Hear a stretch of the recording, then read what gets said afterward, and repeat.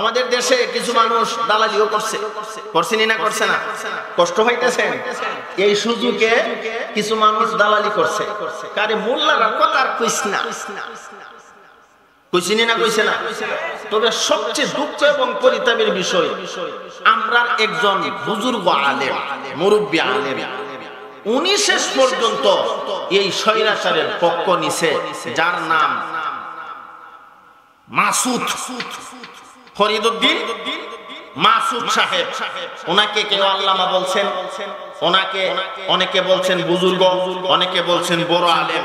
তবে বড় আলেম যদি কাম করে শয়তানের, তারে বড় আলেম বলা যায়। শয়তানের থেকে বড় আলেম কেউ আছে? মুআল্লিমুল মালা শয়তান মুআল্লিমুল মালায়েকা হওয়ার পর লানতের তক্তা পাইছে। বোঝা গেল বেশি জানলেই হেদায়েত প্রাপ্ত হয় না। কথা ঠিক না বেঠিক? উলামায়ে কেরামকে নিয়ে বাজে মন্তব্য করেছে, আল্লামা সাইদি রাহমাতুল্লাহি আলাইহিকে নিয়ে বাজে মন্তব্য করেছে, সমস্ত উলামায়ে কেরামকে নিয়ে বাজে মন্তব্য করেছে এই ফরিদউদ্দিন মাসুদ সাহেব। কথা ঠিক না বেঠিক? আওয়াজ দিয়া কোন না? আপনারা বই পাইতেছেন? আলেম, বড় আলেম মানলাম, কিন্তু সমস্ত উলামায়ে কেরামকে আপনি ডিভাইড করে চলবেন, আজ বড় বড় উলামায়ে কেরামের ফাঁসি দাবি করবেন, এটা তো হয় না, হতে পারে না। কথা ঠিক না বেঠিক?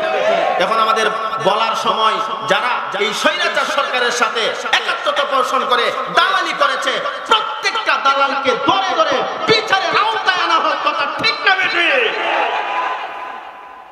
আলেম হোক, আলেম ছাড়া হোক, বিচারের আওতায় আনা হোক, এটা আমাদের দাবি। অদূর ভবিষ্যতে কোন আলেম নামের জালেম যেন কোন স্বৈরাচারের পক্ষ নিয়ে হককে নিয়ে দিতে না চাই, এই জন্য আমরা হকের পক্ষ থেকে কথা বলতে চাই। কথা ঠিক না বেঠিক? আল্লাহ আমরা তৌফিক দান করেন, কোন আমিন। এমন দেখছি বিবৃতিতে দেখা যায় উনি বলতেছে, আমি বুঝছিলাম না, গিয়া দেখে বেডি বই নিছে, কি মাশাআল্লাহ সুন্দর মহিলা গো, টিপ দিয়ে রাখছে। এই মহিলার সাথে বই আন্দোলন করতে বড় ভালো লাগছে। আমি নিশাব রহমান, আমাদের আকাবির গণিতা বুঝছিল না, তাই বুঝেলছে। এটি হলো আমাদের কিশোরগঞ্জের ভাষা, বুঝেলছে। তাই বুঝা গেছে গণজাগরণ মঞ্চে, গিয়া উলামায়ে কেরামের বিরুদ্ধে স্লোগান দিছিনি না, দেয় নাই? আওয়াজ দিয়া কর না। এখন উনি বলতেছে, আমি বুঝতাম পারছি না এটা যে এই অবস্থা। আল্লাহ তাআলা আমাদের সবাইকে সহিহ বুঝবার তৌফিক দান করেন, কোন আমিন। আরো জোরে বলেন আমিন। যারা এই দালালি করেছে, প্রত্যেকটা দালালকে পুঙ্খানুভাবে তার বিচার করা হবে, কারণ কাউকে ছাড় দেওয়া হবে। কিছু আছে বাপ দিকেই বেগেছে না, বাসিনি না, বাসে না। একজন তো একবারে দাড়িওয়ালা হুজুর আছেন, হাজী সাহেব, এক ওয়াজ তাইনের নামের আগে হাজী করে লাগাইছে না, বিরাট অপমান হইছে উলামায়ে কেরাম।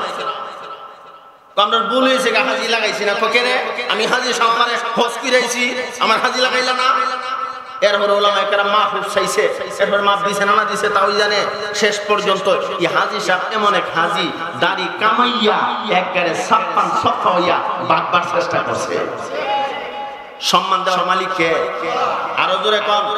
ওয়া তুইজ্জু মান তাশা ওয়া তুযিল্লু মান তাশা, এটা কার ঘোষণা? আরো জোরে কম। আল্লাহ পাক রব্বুল আলামিন যাকে ইচ্ছা রাজত্ব দান করবেন, যাকে ইচ্ছা আল্লাহ তাআলা তার কাছ থেকে রাজত্ব কেড়ে নেবেন। ওয়া তুইজ্জু মান তাশা ওয়া তুযিল্লু, আল্লাহ তাআলা যাকে ইচ্ছা রাজত্ব দান করে, যাকে ইচ্ছা তার হাত থেকে রাজত্ব কেড়ে নেন। কথা ঠিক না বেঠিক? আমরা দেশ রাজত্ব একজনের হাতে ছিল, আল্লাহ তাআলা কেড়ে নিছে, নিছে না নিছে না? এমন এক দৃষ্টান্ত স্থাপিত হয়েছে, অদূর ভবিষ্যতে মনে হয় এমন কোন স্বৈরাচার বাংলাদেশে আসবে না, আমরা আশাবাদী। কথা ঠিক না বেঠিক? আওয়াজ দিয়ে এখন কথা ঠিক না বেঠিক? আপনারা ভয় পাইতেছেন? এ মুসলমান, ভয় পাবেন না। যেই আমলে আমরা কোরআনের কথা বলতে আমাদেরকে স্বাধীনতা দেওয়া হয় নাই, এই স্বাধীন বাংলাদেশে স্বাধীনভাবে 95% মুসলমানের দেশে স্বাধীনভাবে কোরআন হাদিসের কথা বলা যাবে না, সেই শাসক আমরা চাই না। কথা ঠিক না বেঠিক?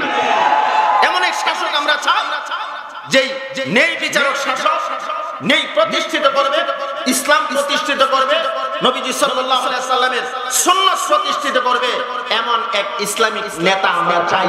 আল্লাহ আমাদেরকে দান করেন, কোন আমিন। আরো জোরে কোন আমিন।